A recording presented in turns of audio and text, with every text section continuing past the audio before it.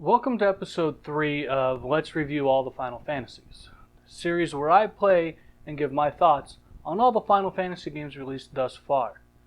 Today, we're looking at the Final Fantasy Legend for the Game Boy.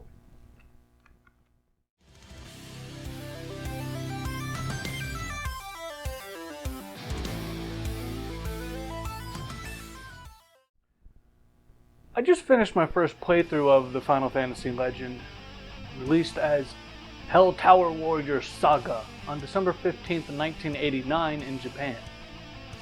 This isn't actually a Final Fantasy game. It's the first entry in the Saga series and only the second Square RPG to be released in North America. For this review, Final Fantasy on the NES and Final Fantasy II on the Famicom are going to be my reference points. Check the description below for a link to those videos. Now, this is an odd little game. I thought it was going to be a quick and easy game. It is a Game Boy game after all. But I was wrong as hell about how this game turned out. The actual straight gameplay isn't that long, but the interesting mechanics add a lot of depth and longevity to it. You can min-max your characters or build them in ways to make it more fun or more challenging. When you start the game, you're greeted with this little story bit about the tower at the center of the world and the rumors that surround it. Then you pick your starting character. You can choose between human, male or female, mutant, male or female, and 4 types of monsters. These character types are where you encounter the most impactful game mechanic, character growth. This game plays like it was designed around the character growth system. Humans don't grow in battle. They don't learn special skills and they can't use magic. Instead, you have to buy special items to grow your human characters the way you want. This grants you great freedom in their growth, but it's expensive. Mutants, which are called espers in the Japanese version, grow with each battle. Remember how much I complained about Final Fantasy II's character growth system? This game shows how Final Fantasy II should have done it. Mutants randomly gain stat boosts at the end of each battle, but it is heavily influenced by what happens to the mutants during battle. This random element gets annoying and exciting when it comes to the mutants' skills. Their skills are completely random, anything in the game, but they gain skills and lose skills at the best and worst of times. I had countless moments where my mutants would lose a skill that I was depending on. On the other hand, they would sometimes gain a skill that was way more powerful than was warranted. Mutants are also the only character type that can use spellbooks. Lastly, we have monsters. Monsters grow by eating the flesh of their fallen enemies.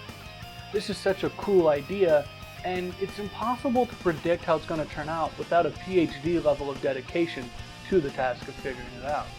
Sometimes after defeating an enemy, that enemy will drop meat, and you can feed it to your monster. This has a chance to change your monster into another type. I got super lucky with meat drops from the later bosses, and my monster rampaged through the later areas of the game. Before we move on with the review, I feel like I must point out a key gameplay element that kicked me in the butt hard. That's not to say I don't like it, I ended up liking it. But each character can only be revived from death 3 times. After that, you either have to replace them with a new member from the guild, which means losing all the dead characters' growth and starting at 0 with a new guy, or you purchase one of these hearts for 10,000 gold. That's a lot of money for 2/3 of the game, and it really hurts. With your party selected, now you try to ascend the tower. This is accomplished by getting the spheres, that are just keys to unlock the next section of the tower. On your way, you'll come across lots of NPCs with their own little stories, and 3 other worlds contained within the tower. This tower really is multi-dimensional. It contains worlds, and those worlds contain the tower within them. Wild. This is a straightforward quest with short diversions into each world, and it culminates at the top. The gameplay will be very familiar to anyone who has played an old JRPG before. You have random battles where you select your party's actions, then your party members and the enemies take turns hurting each other. If you succeed, you can gain some money and your characters get some growth, if they're the type that grows through battle. You wander around the world looking for items or NPCs that can aid you on your quest. I was expecting a battle screen at least similar to Final Fantasy or Final Fantasy II's, but instead it's more like Dragon Warrior or Phantasy Star. You see the monsters from first person, but you only see one monster for each type.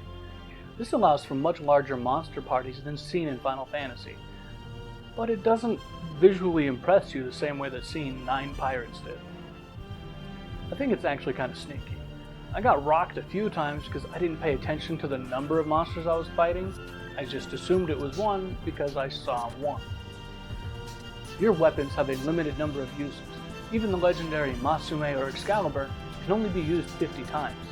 This forces you to be careful with your inventory management. Spell books don't teach your mutant spells. Instead, you equip them like a weapon and get to use it a limited number of times before the book vanishes into thin air. Your weapons, spell books, armors, and skills for mutants and monsters all share a very limited inventory on each character. You can also equip potions for use during battle. This should be something that drove me crazy, but it made for some tough decisions. Do I want to equip this armor that will give me better defense and some elemental resistances, or do I want a backup weapon? These decisions are the core of the tension that Final Fantasy Legend builds. What is the best way to proceed? Now is when we enter spoiler territory. If you don't want it spoiled, go to the timestamp here. I'll give you a chance. Go on. Okay, with those that are allergic to spoilers gone, the final boss of this game is the creator. Put another way, you defeat God at the end of this game. Feels a little ballsy for a game being released on a Nintendo console in 1989. Remember, Nintendo's censorship policies in the late 80s and early 90s was really strict. I mean, the original Final Fantasy had crosses on churches changed to hearts, just in case someone was offended by a cross. Your characters decide to kill God because they're mad that the creators set up all their struggles as a game. That's kind of meta. At the end, they don't reach paradise. Instead, they decide as a group to return to the first world instead. I can't help but wonder if the game creators were trying to convey some kind of message there. In summary, I really like this game. I mean, I only beat the final boss because of a glitch. Otherwise, I did spend 2 hours trying to finish it the honest way. But I really did like this game. In the hierarchy we're building with these reviews, I'm placing the Final Fantasy Legend above Final Fantasy I on the NES. I myself am surprised by this outcome. I might change my mind in a couple of days, but that's just how close this decision was. The story is paper thin, like Final Fantasy, and the mechanics are the only reason to return to the Final Fantasy Legend, like Final Fantasy.